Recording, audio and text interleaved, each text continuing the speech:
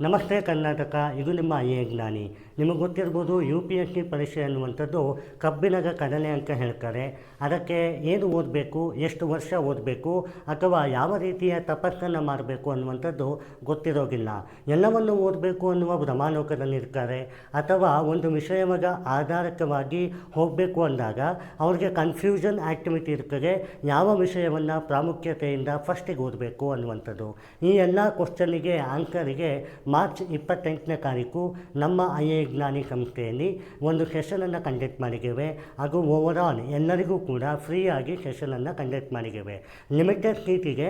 ಆದರೆ ಖಂಡಿತವಾಗಿಯೂ ಇದು ಒಂದು ಉಪಾಯಕಾರಿ ಮಾದರಿಯಾಗಿದೆ.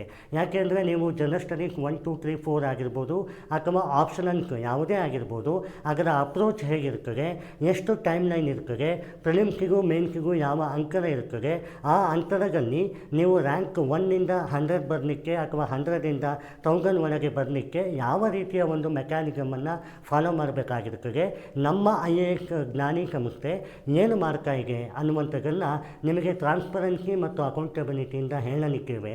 ಇದು ನಿಮ್ಮ ಜ್ಞಾನಿ, ನಿಮಗೋಸ್ಕರ ಇರುವ ಜ್ಞಾನಿ. ನಿಮ್ಮ ಗುರಿ ತಲುಪಲಿಕ್ಕಾಗಿ ಬನ್ನಿ, ಮಾರ್ಚ್ 28ಕ್ಕೆ ನಾವು ಸಿಗೋಣ. ಇದು ನಿಮ್ಮ ಜ್ಞಾನಿ.